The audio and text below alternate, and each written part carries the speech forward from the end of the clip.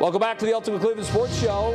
Mike, a pretty respected writer, weighing in on what he thinks is going to happen to Brown's brass in the offseason. Yeah, Albert Breer was on 92.3 The Fan yesterday. He had this to say, and then I think we have to react to it. We're going to spend more time in this B block than we usually spend on a B block. But this was what Albert Breer had to say in relationship to Kevin Stefanski and Andrew Berry. Breer said, quote, "To me, the reason it won't happen, it being them getting fired, is because it took nearly a decade for Jimmy Haslam and his family to find the right structure and mix of people to run their football operation. The combination of Kevin Stefanski and Andrew Berry delivered playoff berths in year 1 and year 4, and the bumps since can be connected back to the organizational decision to trade for Deshaun Watson. As such, one bad year needs to be considered with context. All right, I'll give you a verdict. Stefanski and Berry get another year and a chance to build off a really good 2025 draft class with 2 first-round picks to work with in April and a big quarterback question to answer." That was Albert Breer.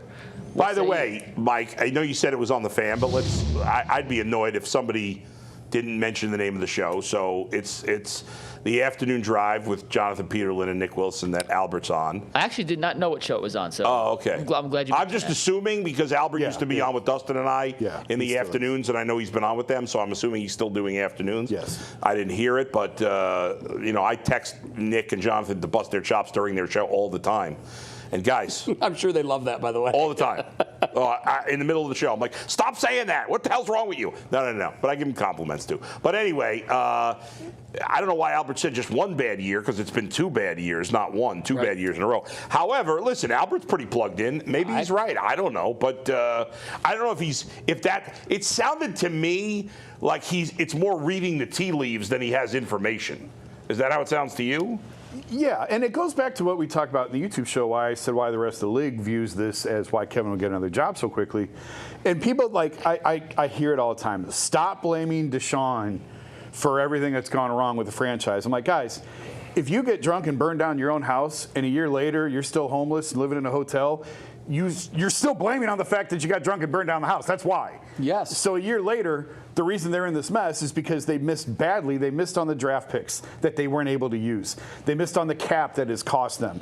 They destroyed the offensive side of the ball with that one move. And it takes multiple years to recover from that. Now, again, I haven't fought anyone all year long that says you want to fire Kevin. It hasn't been good enough the last 2 years. 6 wins is not enough. If you want to fire him, go right ahead. I am not going to argue with you. I haven't argued all year. I'm just giving you the other side as to why people around the league and why Jimmy himself may say we have to continue down this path because that one move wrecked everything we could do on the offensive side of the ball. This would have been easier to agree with if Kevin Stefanski wasn't the architect of his own offense. Sometimes you're the head coach and you got an offensive coordinator, you got a defensive coordinator. And when you're a head coach and you have 2 bad years back to back and you hand over play calling 2 years in a row, that denotes that there were some issues with what was going on the offensive side of the football. Kevin Stefanski has been the leader of the offense. He's been the architect of the offense. And when the offense does not work and the quarterback position is not working, you're going to get a lot of darts for that. Now, look, may he get another job with someone else? Sure. May he, next year be a coordinator or somehow find another role somewhere else around the league? I don't doubt that. But I don't know if it's a foregone conclusion that Kevin Stefanski is going to be back because of some of the things that he's had happen with Deshaun Watson. To be honest, he's been in a mix with a lot of people: Baker Mayfield, Deshaun Watson, the Joe Flaccos of the world. So yes, is it all his fault? No, but I can't give you a pass, and I don't think a lot of people give him a pass because he's been part of it in the decision-making process from the get-go. He has. He didn't have a big enough shovel to get out of the hole that Jimmy or whomever dug when they said, let's go get Deshaun Watson. Jimmy has come out this year and said, that's on me. That's we have to own that. We made a mistake. To me, again, reading tea leaves and not hearing this from anybody, but also I trust Albert. Albert's good with the Browns. Sure. He does get information. And if you could put his statement up again, I found one thing very curious. I think what he was trying to do maybe was kind of hedge his bet a little bit, and I don't know how this conversation unfolded. It almost seems to me like they started the question with, give us an answer here. Right. And about halfway through it, he says, all right, I'll give you a verdict. Yep. So he hems and haws for the first 2/3 of it, and he makes some very good points as he's doing that. Then he cuts to the chase. and says Stefanski and Berry get another year and a chance to build off a really good 2025 draft class. I'm not saying they're going to be back. I'm not saying they're going to be fired. If I had to bet the house, I would try everything I could to get out of doing that, because I don't feel strongly one way or the other. Nothing's going to surprise me. But if I had to put my flag in one camp, I think both are back for 2026. Here's the last thing I would say on it, and I've mentioned this before on the show. It's not good enough to me to commit to 1 year with these guys. If you're going to take a quarterback at the top of this draft, the quickest way to wreck a quarterback in a franchise is to bring coaches back who you're not sure of, draft a quarterback, and then halfway through the year fire the coach. And now you've got Tennessee. another coach. Tennessee. Now you got another coach who may or may not like that quarterback. If you're going to stick with these guys, you got to stick with these guys for 3 more years. Yeah. Otherwise, just clean them out And now. Cleveland has made that mistake with Baker. Absolutely. So they know what that runway. It gets very bumpy when you do that. To me, if Jimmy Haslam is not sure if Stefanski should keep his job, he has to fire him. I would add one thing to that. Who are you going to bring in? Yeah, well. Because I think this question needs to be asked whenever you're going to make a change. For sure. I'm going to get rid of somebody. You don't just get rid of somebody to make a change. Ask Penn State what happened. Exactly. Penn State fired their coach in the middle of the season. Why? So they get a jump on hiring their successor. Where are they today?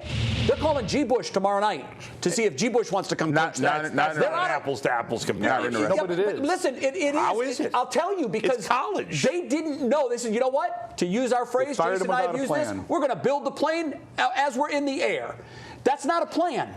And the Browns have tried to do that. And I do think, okay, if they get to the point where they're not sure they should fire him, fine.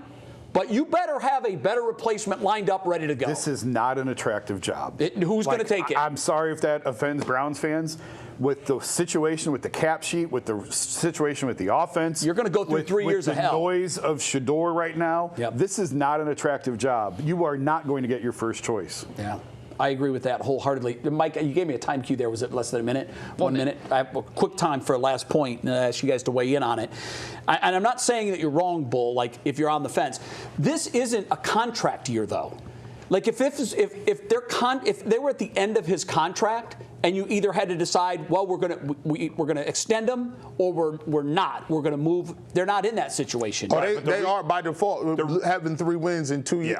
Yeah. That makes it a contract. Yeah, but reason again, I say you got to have somebody better to bring in here. Well, you don't know a guy's better until he's here. I mean, you don't know that. You can't say for sure somebody's going to be better with 100% certainty. You don't, but you have an idea you have what's to believe available. Somebody's going to be better. You have better. to believe you can go find that guy. If Mike Vrabel was still available right now, but Mike Vrabel wouldn't come here. Bye. He wouldn't come here. Well, Mike said a couple of weeks ago when he was asked, would he have stayed in Cleveland? I believe his answer was, I was never asked. I don't think he would ever take this. Maybe I'm wrong. Yeah. Based on what I know, I don't think he would ever take this head coach. Let me just clarify real quick why I said I'd fire him if I'm not sure, if I'm Jimmy. Right. Because if he's not sure and they don't fire him and they draft a quarterback and the team gets off to a bad start, they're going to fire him in the middle of the season. Yeah, and that's the worst thing you can do to a young quarterback. Now, if Jimmy believes in his heart, even though I don't trust Jimmy, that Kevin Stefanski's the right guy and he needs to give him more time, then okay. Yeah, fine. That's the other reason I say stick with him. If he's Jimmy not never gets it right. Yeah. And I think with this one, he's got it more right than all of the other ones together combined. I fire them both or keep them both. We're taking a break. When we come back, we're going to tell you who wins on Sunday in our pre-written headlines segment.